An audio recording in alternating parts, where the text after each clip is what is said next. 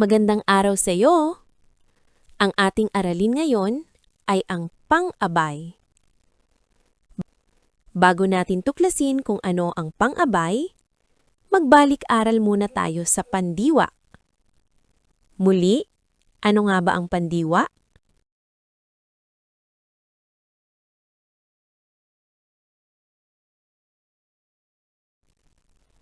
Ang pandiwa ay ang salitang nagsasaad ng kilos o sa Ingles ito ay action word.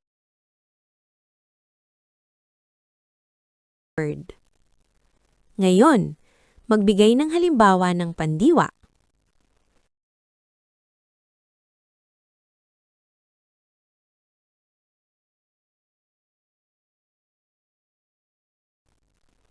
Kain o eat in English. Laro o play in English. Takbo or run in English.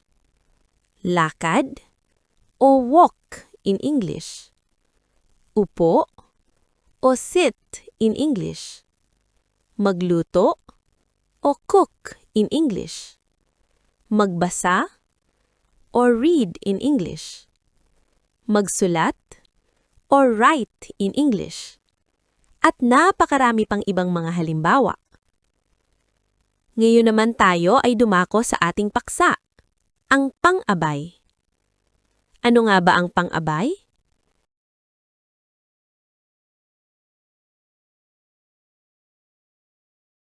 Ang pang-abay ang tawag sa salita o mga salitang nagsasaad kung saan, kailan, o paano nangyari ang pandiwa.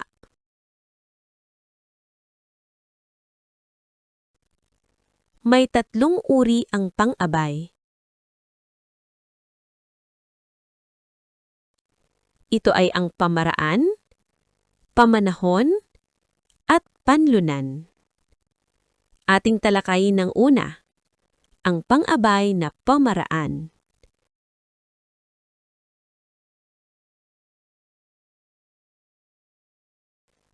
Ang pang-abay na pamaraan ay sumasagot sa tanong na, paano?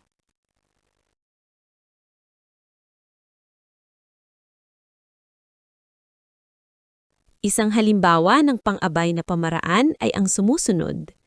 Basahin natin ang pangungusap. Masayang namumuhay sina Adan at Eva. Ngayon, ang tanong, paano namumuhay sina Adan at Eva? Masaya! Tama! Masayang namumuhay sina Adan at Eva. Ngayon naman, sagutin natin ang pagsasanay sa Filipino Pace 1046, pahina 3, page 3. Ihanda ang iyong lapis. Sasagutin natin ang unang bahagi ng pahina 3. Handa ka na ba? Panuto. Salungguhitan ang pang-abay na pamaraan. Bilang 1. Masusing sinusuri ng doktor ang aking sakit. Ano ang pandiwa o ang salitang kilos sa pangungusap na ito? Tama!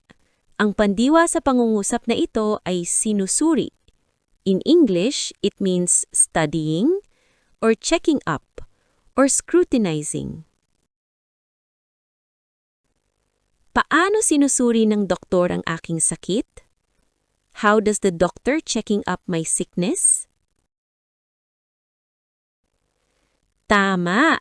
Masusi! Masusing sinusuri ng doktor ang aking sakit. Masusi means careful or intent in English. The doctor is studying carefully my sickness. Ngayon dumako tayo sa bilang 2. Unti-unting lumalakas ang buhos ng ulan. Ano ang pandiwa o ang salitang kilos sa pangungusap na ito? Tama! Ang pandiwa sa pangungusap na ito ay buhos o fall or drop in English. At paano naman ang bumubuhos ang ulan? How does the rain drop? Tama! Unti-unting lumalakas, or slowly getting strong in English. Unti-unting lumalakas ang buhos ng ulan. The raindrops are slowly getting strong. Ang mga salitang unti-unting lumalakas ay ang pang-abay sa pangungusap na ito. Pumunta naman tayo sa bilang 3. Sa loob ng tanggapan ng punong guro, kusang umamin ang nagkasala. Ano ang pandiwa o ang salitang kilos sa pangungusap na ito? Tama! Ang pandiwa o ang action word sa pangungusap na ito ay umamin or confess in English. At paano umamin ang nagkasala? Or how did the guilty confess? Tama! Kusang umamin or voluntarily confessed in English. Kusang umamin ang nagkasala. The guilty voluntarily confessed his wrongdoings. Ang salitang kusa ay ang pang-abay sa pangungusap na ito. Kusa means voluntarily in English. Dumako tayo sa bilang 4. Ang batang matipid ay natutuwang nag-iipon ng pera. Ano ang pandiwa o ang salitang kilos sa pangungusap na ito? Tama! Ang pandiwa sa pangungusap na ito ay nag-iipon or saving in English. At paano nag-iipon ng batang matipid? How does the thrifty child is saving? Tama! Natutuwa. Natutuwang nag-iipon ang batang matipid. The thrifty child is happily saving. Ang salitang natutuwa ay ang pang-abay sa pangungusap na ito. Dumako tayo sa bilang 5. Madali siyang nagtago sa likod ng puno. Ano ang pandiwa o ang salitang kilos sa pangungusap na ito? Tama! Ang pandiwa sa pangungusap na ito ay nagtago or hide in English. At paano siya nagtago? Or how did he hide? Tama! Madali! Madali siyang nagtago sa likod ng puno. He immediately hid behind the tree. Ang salitang madali ay ang pang-abay sa pangungusap na ito. Mahusay! Ngayon ay natutunan niyo na ang pang-abay na pamaraan. Ang pang-abay na pamaraan ay sumasagot sa tanong na, paano? In English, it answers how. This is equivalent to adverb of manner. How? May isa pa tayong pagsasanay. Ihanda muli ang iyong lapis at Filipino Pace 1046, pahina 3 pa rin. Handa ka na ba? Panuto. Bilugan ang pang-abay na pamaraan at salungguhitan ang pandiwa. Bilang 1. Inalagaang mabuti ni Cain ang mga prutas at gulay. Ano ang pandiwa o ang salitang kilos sa pangungusap na ito? Tama! Ang pandiwa sa pangungusap na ito ay inalagaang or taking care in English. At paano inalagaan ni Cain ang mga prutas at gulay? How did Cain take care of the fruits and vegetables? Tama! Mabuti! Inalagaang mabuti ni Cain ang mga prutas at gulay. Cain took care very well the fruits and vegetables. Ang salitang mabuti ay ang pang-abay sa pangungusap na ito. Bilang 7. Pinatabang maigi ni Abel ang mga tupa. Ano ang pandiwa o ang salitang kilos sa pangungusap na ito? Tama!